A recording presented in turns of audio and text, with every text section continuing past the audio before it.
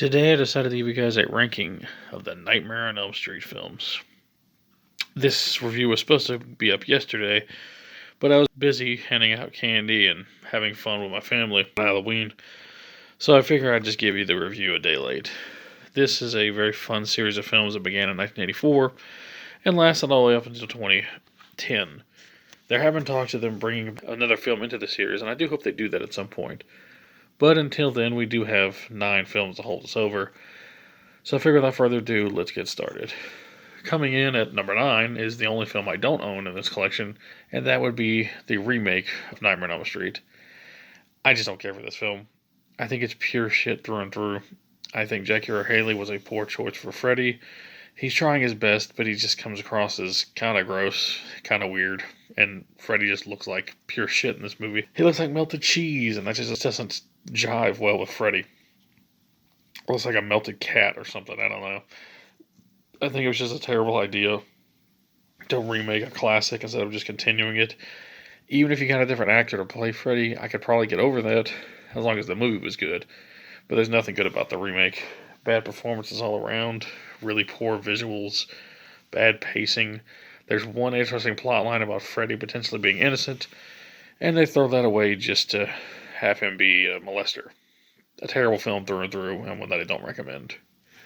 Coming in at number 8 is 1991's Freddy's Dead, The Final Nightmare. This film is a goddamn comedy. There's just no two ways about it. It's not nearly as serious as the first films that came before it, or as any of the films that came since. But I do give it a leg up over the remake because at least it's kind of fun. You can tell Robert Englund's having a blast here. There are some decent performances, some kind of cool visuals here and there, but the series was clearly out of steam by this point, and it just led to a bad movie, but a guilty pleasure. Coming in at number 7 is 1989's A Nightmare on Elm Street 5, The Dream Child. This, much like the film that came after it, is way too silly.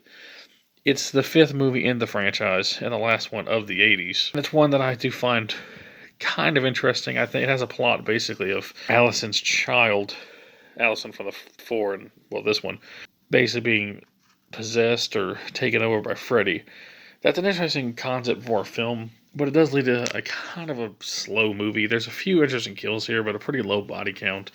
It's overly silly, overly goofy, and this is where the series really started to lose steam. Not terrible, but essentially watch at your own risk. Coming in, a 6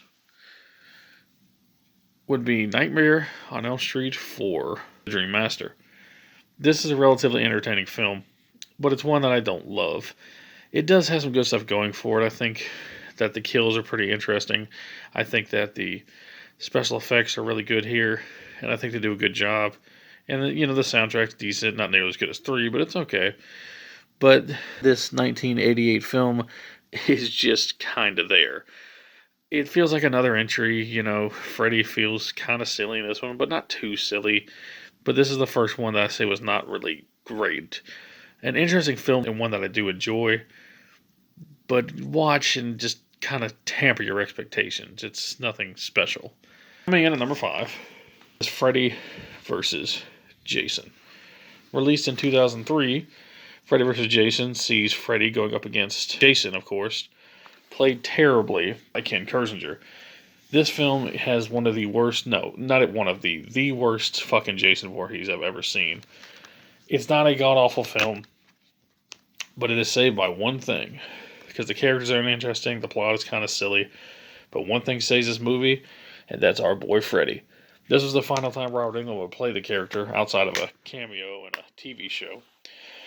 And he does a damn good job here. He's gruesome, he's mean, he's evil, he's fun. This is a damn good version of Freddy. The only downside I have to Freddy in this movie, he only kills one person.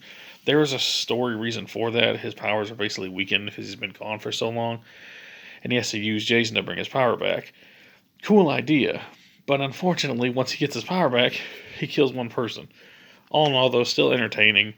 Just not one of the best movies of either franchise, but a fun little ride through and through.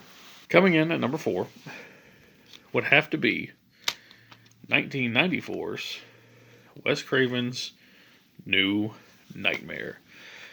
Some people think this is the best of the series. Some people even think this is the second best of the series. But for me, it's just a little too meta. This is before Wes Craven would do Scream, which is a very entertaining franchise. But for anyone that knows me, I find Scream to be just a little too contemporary, a little too clean looking. It lacks that edge and grit of the 80s slashers, and this film is no exception. This was basically Wes Craven's precursor to Scream. It's a meta movie that ignores the previous 6 films, and it's just about the Friday films being a movie, which is interesting, but unfortunately, we don't get a ton of Freddy here. We get this demon version of Freddy, which is really interesting. We also get Robert Englund playing himself, and Robert Englund playing the movie Freddy. A very interesting film through and through, and one that I actually very much enjoy. Heather Langenkamp is playing Nancy again in this film, and she does a damn good job, but she's not playing Nancy, she's playing herself, but she's also playing Nancy towards the end. Like I said, it's really meta and weird, but it's what this series needed. It is a godsend after the very lackluster Freddy's Dead. However, the film is far from perfect, and it's not one that I love, but still an entertaining film through and through, and a damn good Wes Craven film, even if I do think it's a little too meta. Coming in at number 3, and this is going to get me some shit, but I have to preface this by saying this next film I do think is a damn good film, and maybe even technically the best of the franchise. But I do like 2 films in this franchise more, and that's why number 3 is going to be 1984's A Nightmare on Elm Street. I am sorry, but this is the truth. For one, Freddy is great in this movie, but he's definitely underutilized. When he does show up, he's great. I think Johnny Depp was good as Glenn. I think Heather Langenkamp is good as Nancy. John Saxon is great as Nancy's dad. The characters are likable and enjoyable. The story is great. But I don't find myself rewatching this one that much. I find some of the sequels more entertaining. I do actually rather enjoy the film, which shows a killer coming back to life named Freddy Krueger and haunting the children of the people who killed him. A very interesting concept for a film and a great classic through and through, and one that I love. But I have to be honest, this is my list, and it comes in 3rd place. And now for some major shit. My 2nd place choice, 1985's A Nightmare on Elm Street 2, Freddy's Revenge. This is the gayest movie I've ever seen in the horror genre. Let's just preface this by saying that. Essentially, the lead star was also a gay man. And so what they decided to do was write a script that had a bunch of homosexual subtext in it. There's weird scenes of gay nightclubs and people getting whipped with towels to death. It's just a weird film through and through. It follows this kid named Jesse, who is, instead of being haunted by Freddy in his dreams, although that does happen some, he's being possessed by Freddy. I find that to be such an entertaining concept and such an original concept that I love. Overall, the film basically shows Jesse trying to fight off Freddy, which is basically an allegory for homosexuality. Very strange, very odd, very weird, but I can't describe it. I just love it. I think it's such a weird, strange movie. And Jesse, he's got such a hot girlfriend who played by this actress who looks just like Meryl Streep. But he doesn't want her. He wants, well, they don't strictly say it, but it's probably dudes. More power to him, but I think the whole film is an allegory for that. And it's really strange, but if you think about it, that also makes it kind of unique. So if you want to see an interesting gay slasher, Nightmare on Elm Street 2. Actually super freaking entertaining. But number 1, and you knew it, you had to be, A Nightmare on Elm Street 3, Dream Warriors. This film is phenomenal. It actually has a new group of teens in an insane asylum, or I guess you would say a mental institution, being treated because they're all having dreams and nightmares of Freddy Krueger, and everyone thinks they're insane, but they're completely sane.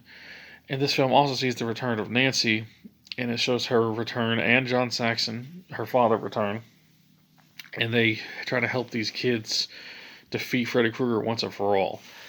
Wes Craven actually returned to the franchise for this movie, and it shows. The story is great, the visuals are amazing, the soundtrack by Dawkins is fucking fantastic, and the film is just perfect through and through. It feels like a pure, definitive ending. While there weren't sequels, this film kills Freddy. It feels proper, and if you just want to look at this as a trilogy, which I kind of do, this is the perfect end to that trilogy.